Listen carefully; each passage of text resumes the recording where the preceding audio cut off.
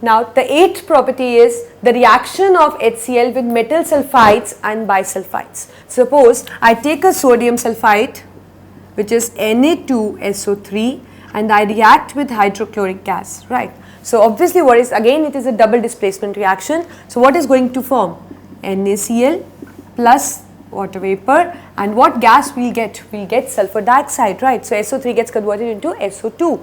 So it forms NaCl, H2O and SO2. Likewise happens with when we take bisulfite. Suppose I take bisulfite, sodium bisulfite, and I react with HCl. So again what I am going to get? I am going to get the same products, NaCl, H2O and SO2. So this is how they react with the metal sulfides and metal bisulfides. Now you know that how they react with metal, you know how they react with metal carbonates, metal bicarbonates, metal sulfides and metal bisulfides. When they react, they just release the respective gases. And you know that what is its nature? It is actually oxidizing agent. And you know that what is oxidizing agent? It is an agent which is oxidize the other substance and itself gets reduced. So just look at the board how it is just going to oxidize the other substance. So what example I am taking? Suppose it is MnO2, manganese dioxide. We are going to react with hydrogen chloride. Again you can see that two compounds, so that means double displacement reaction. So that means it is just going to react here with this side.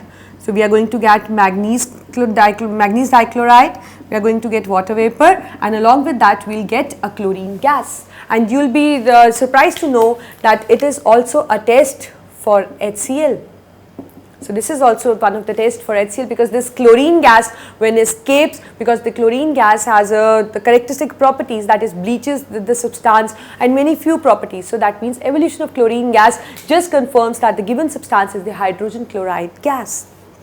So likewise we can just form the precipitates of the insoluble chlorides.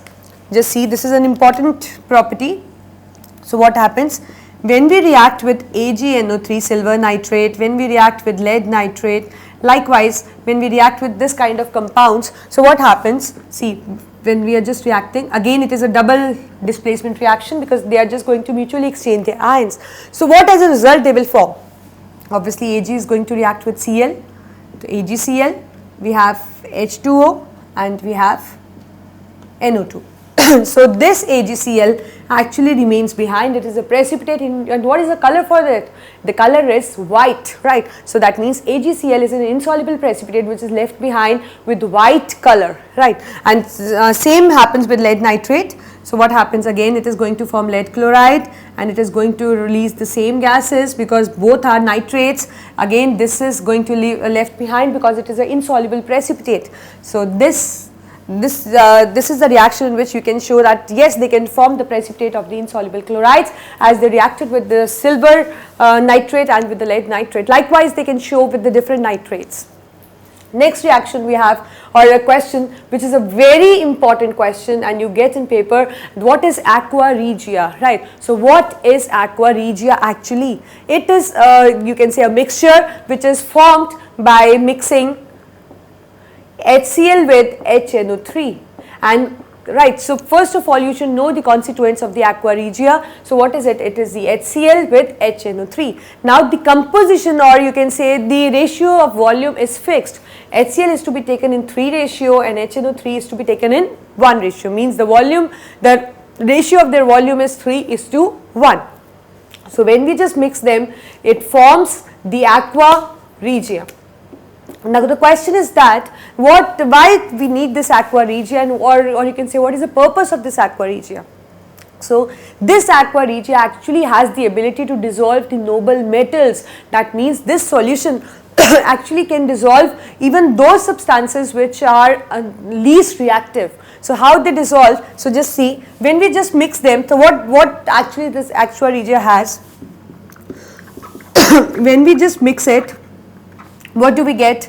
We get it is 3 in volume, so I am writing 3 HCl. This is what we get, right? So that means the aqua regia contains this thing, right? So when we just react with noble metals, so let us take noble metal gold. So when we just react, so this chlorine just react with it and leads to the formation of the compound. So So that means it is capable of the dissolving the least reactive metals also. So if you get a question in the exam that what is aqua regia, just say it is a mixture of HCl and HNO3, and what is the volume, that is 3:1 volume. So what actually does it has? So when this and this kind of volume is mixed, so we get NOCl, 2Cl and 2H2O.